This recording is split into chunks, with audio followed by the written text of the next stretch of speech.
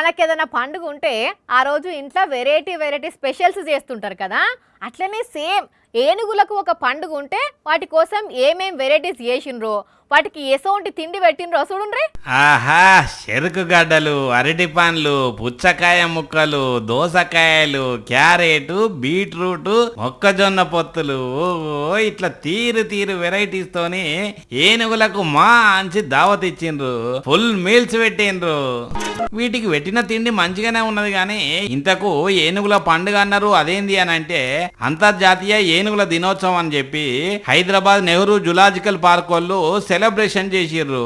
వనజ, ఆశ, సీత, విజయ్ అనే పేరున్నటువంటి ఏనుగులను ఎన్క్లోజర్ల నుంచి బయటికి తీసుకొచ్చి ఇట్లా తీరు తీరు రకరకాల తిండి పెట్టిండ్రు.